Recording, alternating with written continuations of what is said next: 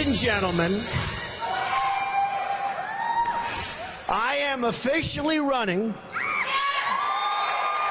for President of the United States, and we are going to make our country great again.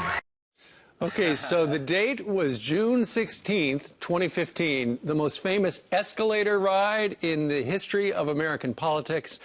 And at the end of that ride, ultimately, Donald Trump would be elected the 45th president-elect of the United States of America. His campaign manager, Kellyanne Conway, who has been working out of Trump Towers for a number of months, joins us live right now. So, Kellyanne, you know, yesterday they were talking about how it was Donald Trump's momentum versus her machine. But she had a great machine, and ultimately she would win. What happened? We won. It's that simple. I think a few things happened. We've been seeing it in the data for a while. I think a lot of people just don't model the electorate properly. They're using old models that reflect different candidates in different times and not really appreciating the fact that people make up their minds based on any number of inputs, the issues, the individuals, the images, the ideas, and they stir that up in their big voter cauldron and they make a choice. The other thing we noticed, I talked about it in your show before, but it really came home yesterday, is that Hillary Clinton just couldn't get past her ceiling. Her floor and her ceiling were so dangerously close together. She couldn't bust through this 45, 46% in most of these states that President Obama carried twice with well over 50%. So we saw some vulnerability and softness there in her numbers.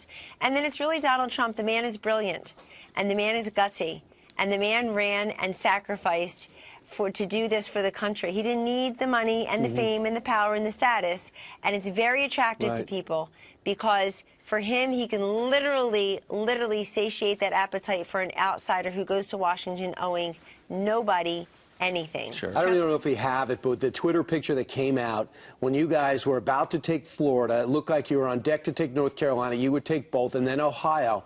And then all of a sudden, a picture popped out, a tweet to see the family. And I looked at Donald Trump's face in this picture. It never looked quite like this.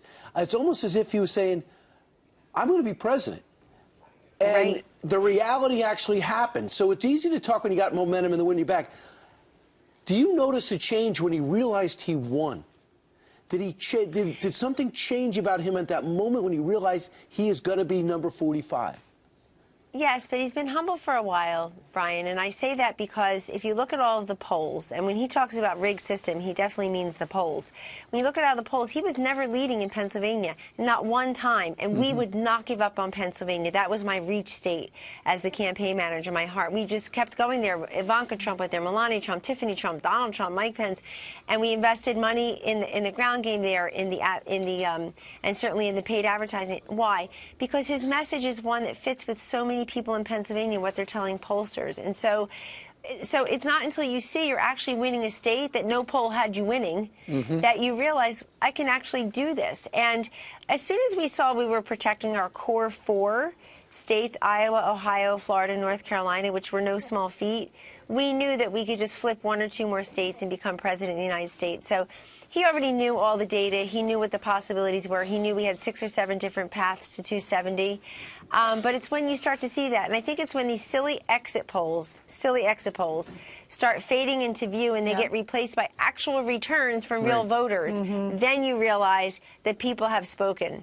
Kellyanne, woman to woman, it was awesome to see a female president who on the ballot. It's awesome that you're running a campaign. I know you're raising daughters. I have a little girl at home, so I'm really just my best to you and to your girls. I know you've been away from your family for a long time, working hard for what you believe is best for this country. Wanted to ask you about President Obama because I know he made a phone call last night to say congratulations to Donald Trump. I understand that Donald Trump was on stage and he missed the first call when the president tried to call him. Is that correct? That did happen, but then Donald Trump called the president, and they spoke in the wee hours of the night, had a very productive conversation, and they plan to meet maybe as soon as tomorrow. What did they say? You know, congratulations, and we'll work together, and, you know, thank you for calling.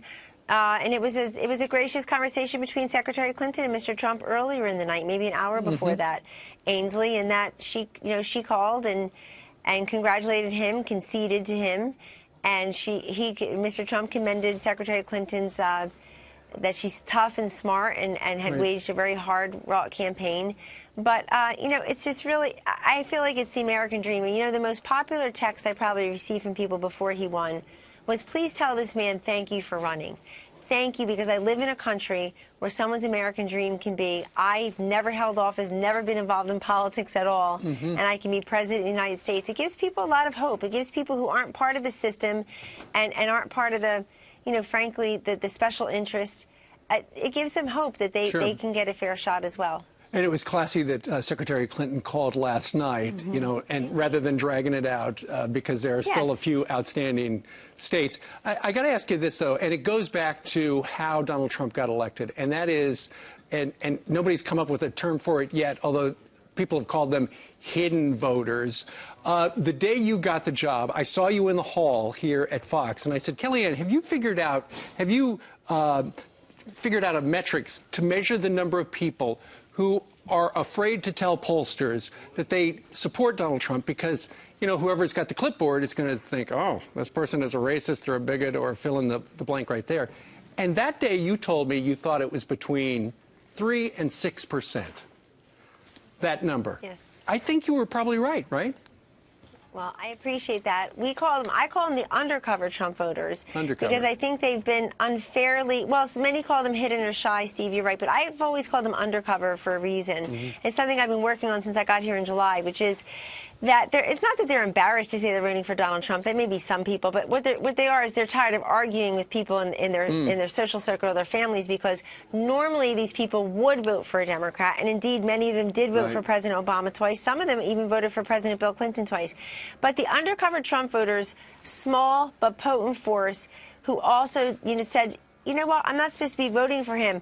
I hear I'm a woman, I'm Hispanic, I'm African American, I'm a union member, I'm a senior. I shouldn't be voting for him, they tell me. I'm a millennial. But darn it, I'm going to vote for him. So because why should somebody tell me what to think, how to do, whom to vote for? And the other thing about them that was very clear is, one, they want to take the country in a new and different direction. Two, they had an unfavorable view of Hillary Clinton. And three, they matched up with the issue set with Donald Trump. So they'd be somebody who's upset about the Obamacare premium increases, or they're someone who believes that we should defeat radical Islamic terrorism as a priority, or someone who believes we need more job creation, bring back manufacturing jobs from China and Mexico. So it all needed to line up. He did a great job of sealing the deal. Candidates matter. Folks, take it to the bank. Candidates matter. There's no substitute for a great candidate. We were out. Oh my God, they have many more, like 8 times our personnel, 8 times our money, but we outworked them, and frankly, we outsmarted and outclassed them in some cases. Yep, there's no doubt about it. They're going to be doing the forensics on this for generations. Kellyanne Conway, thanks so much.